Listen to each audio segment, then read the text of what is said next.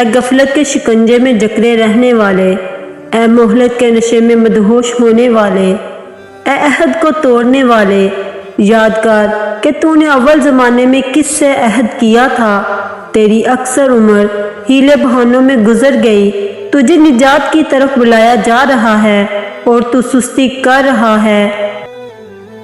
عمر گھٹنے کے باوجود یہ غفلت کیوں ہے؟ کیا تو موت کے وقت گر گرا کر آنسو بہائے گا؟ اے میرے اسلامی بہن بھائیوں، کیا ہی اچھا ہوتا اگر تو اپنی روش چھوڑ دیتا اور تیری کوشش کامیاب ہو جاتی، مگر تجھے کس طرح رغبت دلائی جائے۔ اے تابعین کی صحبت سے دور رہنے والوں، سنو، اللہ تعالیٰ فرماتا ہے، اور جتنے غیب ہیں آسمانوں اور زمینوں کے سب ایک بتانے والی کتاب میں ہیں۔ ایک مالدار شخص کثرت سے شکر ادا کیا کرتا تھا۔ جب اس کی ایک مراد پوری نہ ہوئی تو وہ ناشکری کرتے ہوئے گناہوں میں پڑ گیا، مگر خدا عز و جل کی نعمتیں اس سے ختم نہ ہوئی اور اس کی حالت میں کوئی تبدیلی واقع نہ ہوئی، تو اس نے عرض کی، یا رب عز و جل، میری فرما برداری تو بدل گئی مگر تیری نعمتیں دور نہ ہوئی۔ تو اس نے ہاتف غیب سے ایک آواز سنی کہ اے شخص، ہمارے نزدیک ایام وصال کی بڑی قدر و منزلت ہے، ہم نے تیری خاطر اسے محفوظ رکھا جبکہ تو نے اسے ضائع کر دیا۔ ہم اپنے اور تمہارے درمیان قائم رہنے والے تعلق کو توڑے دیتے ہیں، اگر تو رجوع کر لے گا ہماری رحمت بھی تیری طرف متوجہ ہو جائے گی، محبت پھر سے قائم ہو جائے گی۔ تو ایسی قوم سے ناطہ جوڑتا ہے جن کے وعدے پورے نہیں ہوتے اور مجھ جیسے سے توڑتا ہے جو ہمیشہ سے عہد کو پورا کرنے والا ہے۔ ایک شخص نے حضرت سیدنا حاتم اسم رحمۃ اللہ علیہ سے عرض کی کہ مجھے کوئی ایسا ہم سفر بتائیے جس کی صحبت کی برکتیں لوٹتے ہوئے میں اللہ عز و جل کی بارگاہ میں حاضر ہو سکوں، کیونکہ میں نے سفر حج کا ارادہ کر رکھا ہے۔ تو آپ رحمت اللہ علیہ نے فرمایا، اے بھائی، اگر تم ہم نشین چاہتے ہو تو قرآن پاک کی تلاوت کو اپنا ہم نشین بنا لو، اور اگر ساتھی چاہتے ہو تو ملائکہ کو اپنا ساتھی بنا لو، اور اگر دوست چاہتے ہو تو اللہ عز و جل اپنے دوستوں کے دلوں کا مالک ہے۔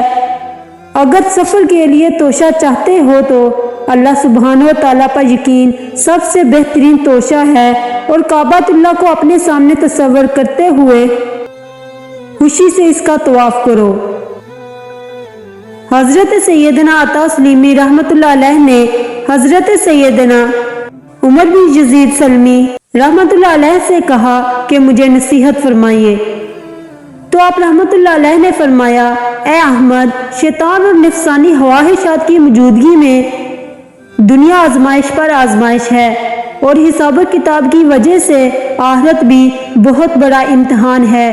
افسوس ان لوگوں پر جو ان دونوں یعنی دنیاوی آزمائش اور اخروی امتحان میں کمزور ہیں، لہذا تو کب تک کھیل کود میں مشغول رہے گا؟ حالانکہ ملک الموت علیہ السلام تیری طاق میں ہے اور لمحہ بھر کے لیے بھی تجھ سے غافل نہیں ہوتے، جبکہ ملائکہ تیری سانسیں گن رہے ہیں۔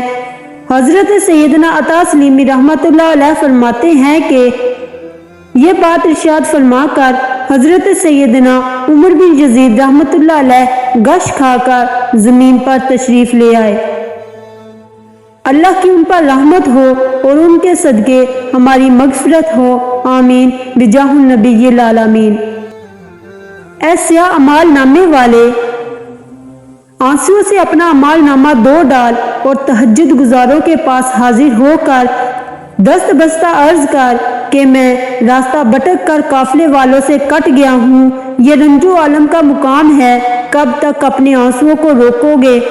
یہ سوز و رقت کی مجلس اور رجوع کا وقت ہے۔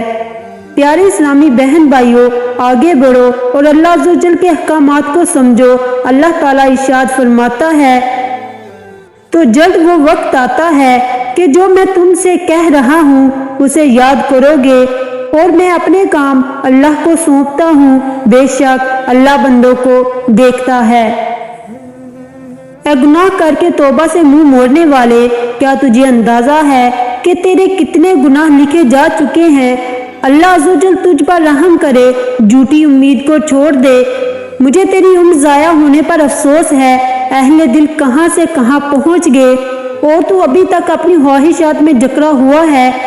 ہم تیری خیر خواہی کرتے ہوئے تجھے نیکی کی دعوت دے رہے ہیں، جبکہ تو سنی انسنی کر رہا ہے۔ حضرت سیدنا سلیمان فارسی رضی اللہ عنہ فرماتے ہیں کہ میری شادی کنبہ قبیلے کی ایک عورت سے ہوئی جس کا نام ثواب تھا۔